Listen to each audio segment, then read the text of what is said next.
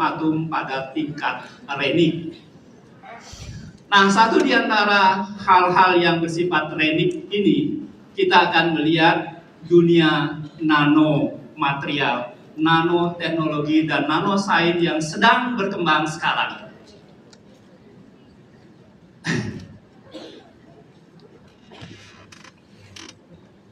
Ya, jadi kita bisa melihat di sini, ketika kita melihat dunia ini secara mikroskopik, secara renik, secara nano, kita akan melihat dunia ini penuh warna.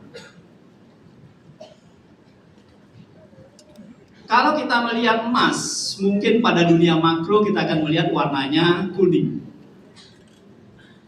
Kecuali emas Jawa mungkin hitam ya. Jadi kalau kita lihat di sini, pada skala nano kita akan melihat bahwa emas itu berwarna-warni, macam-macam, tergantung dari klasternya, tergantung dari kelompoknya. Nah, kita lihat di sini bahwa klaster yang bentuknya batang beda dengan klaster yang bentuknya bulat. Demikian pula dengan klaster-klaster yang lain. Ukurannya tergantung dari proses reaksi yang menghasilkannya. Nah, ini kita sudah pernah publikasikan pada jurnal internasional yang terkait dengan ukuran klaster terhadap warna-warni yang terjadi. Kalau kita berbicara selanjutnya berkaitan dengan kimia semacam ini, kita tidak bisa berbicara seperti tukang jamu. Tukang jamu itu ahli kimia sebenarnya. Walaupun dia mulak-mulak begitu, tapi itu adalah merupakan ahli kimia yang praktis sekali di dalam kehidupan sehari-hari.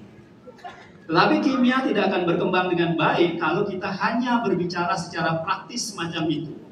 Kita harus masuk ke dunia teori. Bahkan belakangan kita akan masuk ke dunia komputatif. Berbantuan AI. Banyak perkembangan-perkembangan kimia selanjutnya yang akan membantu dunia di dalam mengembangkan material-material futuristik yang diperlukan oleh masyarakat.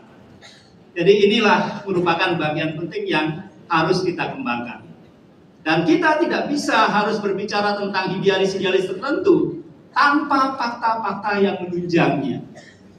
Nah, ini merupakan PR bagi kita di Indonesia karena negara kita sendiri sampai saat ini sangat terbelakang di dalam sains dan teknologi.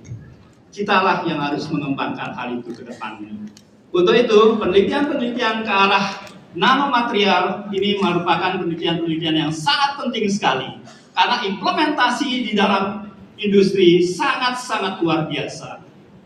Untuk itu kita ke depannya, bagaimana sekarang mengimplementasikan teori-teori yang berkaitan dengan nanomaterial itu di dalam industri. Kemudian juga di dalam kehidupan kita sehari-hari.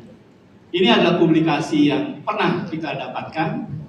Nah, untuk mengakhiri pidato ilmiah ini, saya mengucapkan banyak-banyak terima kasih kepada Menteri Pendidikan Tinggi Sains dan Teknologi, Cak Hasan sebagai Rektor Universitas Negeri Surabaya. Demikian pula teman saya, Prof. Wasis yang menjadi Dekan FMIPA sekarang.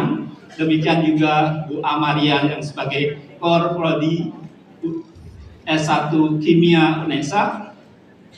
Kemudian ini yang penting lagi, karena saya sudah didorong oleh beliau supaya menjadi profesor dari zaman dulu, dari tahun 2010 gitu ya, yaitu Profesor Dr. Budi Jatmiko. Kemudian juga saya mendapatkan rekomendasi dari Prof. Suyatno dan mungkin juga dulu adalah bimbingan saya Prof. Titik Taufikur Rahma, ya, yang memberikan rekomendasi supaya saya segera menjadi seorang guru besar.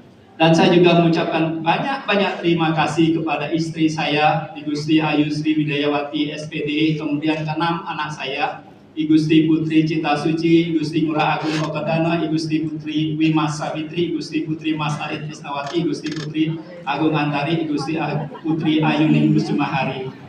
Juga ibu saya yang tercinta yang masih sekarang dalam keadaan duduk di kursi sedemikian rupa, Ibu Sri Ayu Mundriasih, dan Ibu saya juga Sri Titi Ningsih yang selalu mendampingi saya di dalam menjalankan kehidupan ini.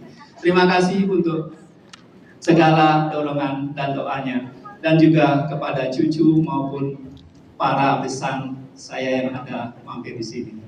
Oke, terima kasih. Selamat siang semuanya.